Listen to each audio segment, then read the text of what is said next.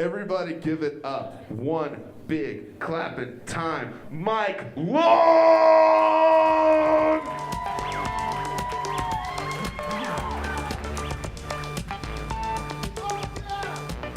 What's up, low spirits?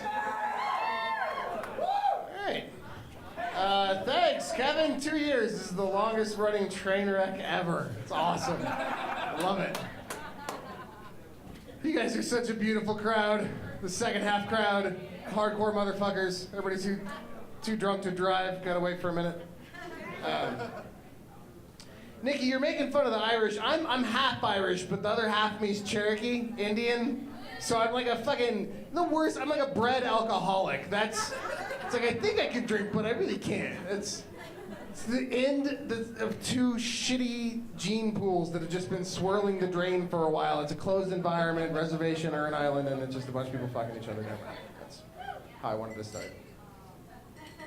All right, I don't know if you guys have ever heard the song Hum the song Stars by the band Hum. It came out in 1996. It's got a really nice chord. It starts out, she thinks she missed the train to Mars. She's out back counting stars. And then there's a little strumming, right? Well, after that, there's a big chord. My friends and I, when this song came out, would always air guitar to that chord. A couple of years ago, I hear this song come on the radio, and I'm getting ready in the morning, and that riff starts, and I'm like, all right, this is, and I'm shaving, and then the chord hits, and I neglected to remember that I was holding a razor. The top of my razor blade caught right on the edge of my penis and just chopped down, like it stuttered down my dick, just removing my manhood and my likability, any reason to talk to a woman, need for hygiene. Just it took all of it. It was fucking horrible. I was bleeding for hours. I had to just apply pressure forever. I had to makeshift a bandage out of toilet paper and masking tape. It was really rough. I always thought that was just like a shitty thing that happened to me until I realized, I don't know if you guys know this, but quantum physics proves that particles can have a relationship with each other regardless of time or space. So maybe karma is just off on the timing, and that made up for when I had to say, hey, sorry about the herpes. It was just a few years early. Came back around. Every time I had a colonoscopy and I was like, well, there was that abortion.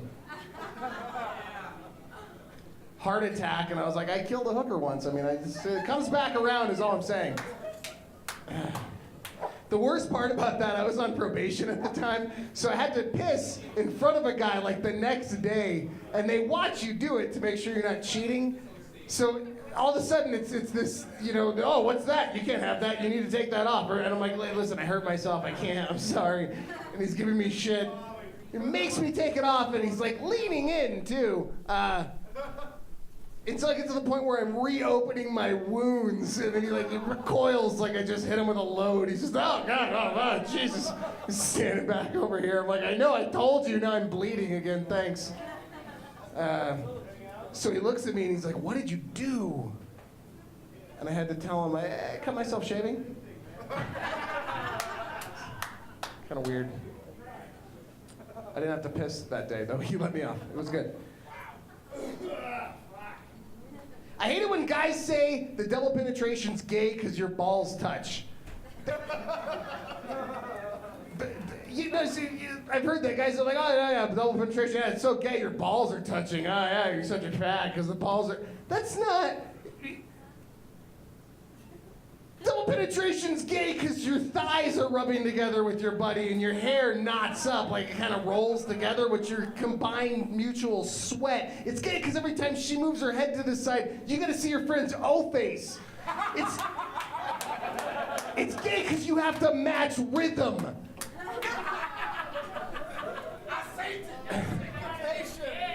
It's gay because at some point during this experience, you're gonna witness your friend orgasm. I'm sorry, did you think about that, huh? Did that go through your head? At the point where I'm watching my buddy ejaculate into his own fucking eyeball, I realized that my balls touching anything was the least gay part of that entire experience.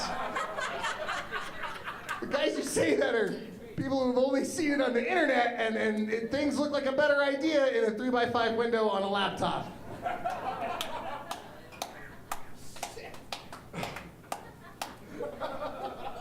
relationship is ruining my internet porn addiction. It's just ruining it. It completely, it's fucking, and I still need my me time. But very much like my laptop, my penis is sluggish and riddled with viruses.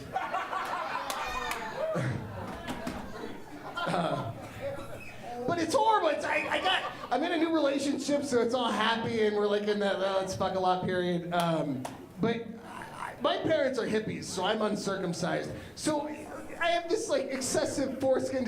It's like covering your dick in rice paper. It's just shreds to fucking bits. It's serious. I don't know if you guys know, but there's only one of us that should be bleeding in this experience, and it's not me. I'm sorry, but it makes it far more dangerous and painful, and then fuck. I used to have a porn buddy. It was a friend of mine that we had a deal. If I kicked the bucket, she had a key to my place, and she'd go in, knew where my porn stash was, and she'd remove it, so my parents didn't know what a sick fuck their son was. Until I had this like repressed memory. I remembered the first time I ever saw a porno. I discovered my dad's porn when I was 11. But it wasn't like a Playboy. It was like the I've been married to your mother for 30 years and this is the only way I can come anymore kind of porn. Yeah, no, I know. I'm 11, I'm cowering through my fingers watching my first gangbang. It's weird. 50 Guy Cream Pie. That was a title that sticks out. Yeah. Sat there and watched 50 gentlemen line up and ejaculate inside the same woman. That's gonna traumatize you just a little bit. It's gonna fuck with you. So I had repressed that memory way back. And then it hit me and I called that friend and I was like, no, fuck it, leave the shit. I put gay porn all over the place, and I'm really not taking care of my health. Just so when I do die, my dad has to have that moment when he comes in and he finds all this gay porn and goes, oh my God, did I do this? Is this my fault? What did I do? What did I do? Really doesn't have a punchline. I've never really had a fetish. It's kind of, I don't know, I've always kind of wanted one, but I had a weird experience and it led me to this. So I woke up one morning and I decided to eat breakfast and I had I had marshmallows and toothpicks. So I think, fuck yes, roasted marshmallows. Why have I never done this before? How am I an adult and I've never knew I could eat fucking roasted marshmallows inside? So I'm doing that, I'm roasting marshmallows, I'm marveling at my genius as this thing's burning and thinking this is gonna be fucking amazing, and I had neglected to put like clothes on that day yet. It was still morning. So as I go to blow the marshmallow out, like I noticed the toothpick, fucking genius, the toothpick is burning through. Like no shit, Sherlock, it's fucking wood. And this molten ball of flame just drops directly on my junk. Like it splashed fiery goo, the hair singed, it burned into the skin. It was horrible. I ran to the bathroom and I'm like scrubbing it under the faucet of the tub. I didn't even turn the shower on. I'm just on my knees in the faucet of the tub. Just, oh my God. Just been crying. But the water was really cold and the burns were like really hot. It got really fucking intense. I kind of came. A little bit. So, autoerotic immolation, I guess? That's my fetish? That's what I'm fucking stuck with? That's great. It's awesome. Every time I hear a friend flick a bick, I'm gonna get a fucking boner. I can never sit around a campfire with my nephew again. That's out. It's completely ruined. Fucking gotta take icy hot on airplanes just so I get my fix. It's fucking horrible. Anyway, thanks Kevin, Kennedy, and Ann Gora for putting this on for 2 years. It's a hell of a gig tonight, man. Thanks guys for coming out. I'm Mike Long.